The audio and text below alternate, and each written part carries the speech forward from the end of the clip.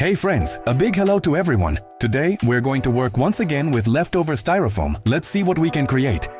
I had some of this styrofoam left over from household appliances. I collected it in a bag and didn't throw it away. I want to experiment and show you the results. Today we'll work with different solvents, acetone, xylene, and in the end, we'll paint a table. So, let's go. To begin, we'll do a small experiment. What actually dissolves polystyrene and what doesn't. I have a few solvents. Technical acetone, regular acetone, xylene, and solvent, 646. We'll pour a little into separate containers. Some xylene, a bit of regular solvent, acetone, and technical acetone. Let's start with the xylene. Even with small pieces, there's a reaction. It melts everything. Just a small piece again. Now the regular solvent. The reaction is stronger and faster. It melts more quickly, acetone, even faster, and technical acetone. As you can see, there's no reaction at all, unfortunately. It doesn't melt or break down into atoms. Many people asked why I tried to melt polystyrene in acetone and it doesn't dissolve. As you can see, sometimes it's a fake or a technical type, unclear what it's even made for. It says on the label that it's only meant to be added to paint and varnish materials. Regular acetone, on the other hand, is used to thin nitro varnish, nitro paints, and nitro enamels, also for thinning paint. But as you can see, there is a difference. Let's set this acetone aside. Clearly, it's useless for us. Now let's prepare our 3 patients. I've made 3 small rectangular pieces, all about the same size. We'll test which one melts the fastest. On the count of 3, 1, 2, 3, we drop them in and watch which dissolves quicker.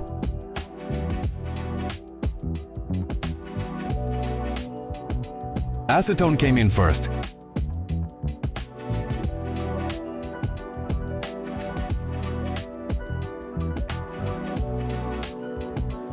Next was the thinner, and last was the xylene. You can see a white residue here, while in this one there's barely any, just a bit of foam. Xylene also has a little foam, but no sediment at all.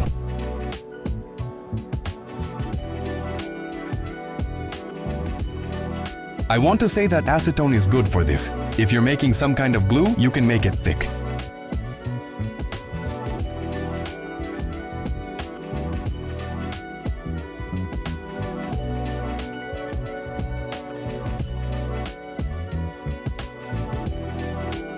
In terms of viscosity, this looks like it would make a good glue. We'll try applying it to a porous surface later. I'll also now make a uniform substance using the solvent to see what happens, specifically with 646.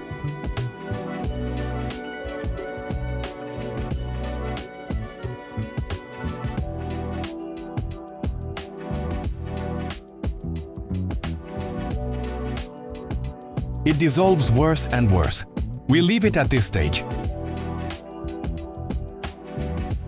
This is the kind of uniform liquid mass we ended up with. I took a piece of foam block and marked it. Now we'll first apply acetone. Just like that, we'll spread it thickly using a stick. Tomorrow we'll test it. We'll leave it to dry, try to scrape it, pour water on it, and see what this substance is like, how it peels off, and how well it holds.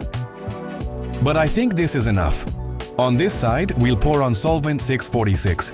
We'll use xylene somewhere else, with wood and dye. And now we'll leave it to dry until tomorrow. We'll check on it then. I prepared a slightly larger container for the xylene, and we're also melting our polystyrene. It works really well. You can see how it dissolves the first pieces.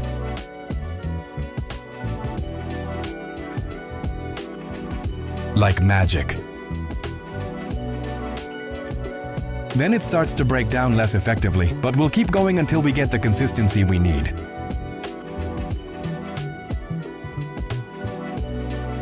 It has now turned into an opaque liquid. I won't add any more. I think this is enough. Now I'll take some universal tint and add a few drops of it in. This is the liquid we ended up with. I have this old table. It used to be completely black and was used by builders a long time ago. But I decided to restore it. I'll try applying our mixture and we'll see what comes out of it.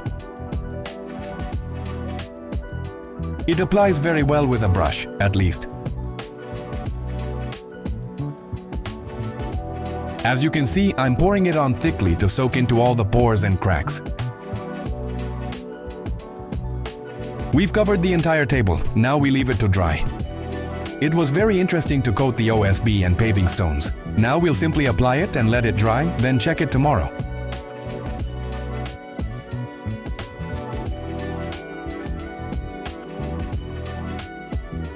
I didn't prime, clean, or remove any dust beforehand. Nothing. As you can see, there's even sand present. I think everyone, including myself, will find it interesting to see what happens with metal. Let's also apply our mixture to the metal. We'll cover it completely. It's neither cleaned nor degreased, just as it is. That's it. Let's leave it to dry. Friends, as you can see, the table has dried.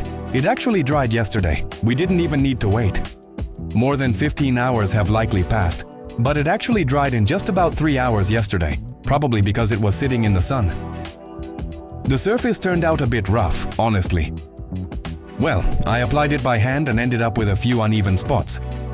The reason I did this was so it wouldn't sit outside exposed and instead be used just as a workbench.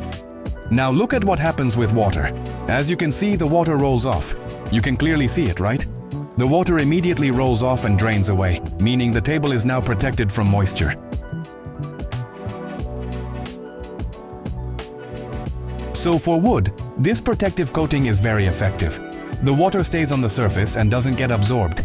It simply rolls off. The best part is you won't get splinters anymore, since these are glued parts. They were hard to sand properly because the wood fibers point in different directions. You could even get a splinter before, they were that sharp. But now, with our coating, the workbench looks solid and professional. I don't know if it's suitable for food use, like cutting something edible on it. I don't think so. But as protection for an outdoor table, outdoor surface, or workbench, it's just perfect. I brought all the test samples outside. Here we have the solvent, a transparent, dense film, and acetone, which turned out more matte. Let's test how they behave with water. I believe they definitely have water-repellent properties. As we can see, the water just ran off. In the areas that weren't treated, it's absorbed, of course, but here, it's not. So what about strength? Look, you need quite a bit of force to scrape down to the block. Well, I mean, of course, it's not some kind of perfect protection, but getting through to the block is hard. And what about the solvent? How does acetone perform? Well, acetone is worse. You see, it peels off together with the foam block. So, on porous surfaces, acetone performs worse. It peels off more easily. But as you can see, the thinner performed very well. The next block was also painted with our homemade paint. Let's test it right on the table. As you can see, nothing is being absorbed. The curbstone was also coated. I think we can safely pour water on it as well. Yes, and just like before, the water runs off, nothing is being absorbed. So, it definitely has protective water-repellent properties. But the most interesting part is the OSB. I'm doing it right on the table because I'm not afraid it'll get wet now. I just wipe it off, and that's it.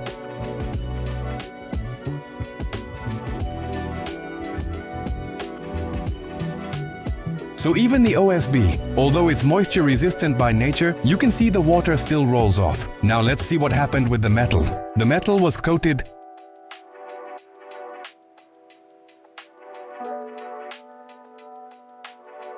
Well, sure, it gets scratched, but as a protective layer, it can be used as one. There are some minor scratches, of course.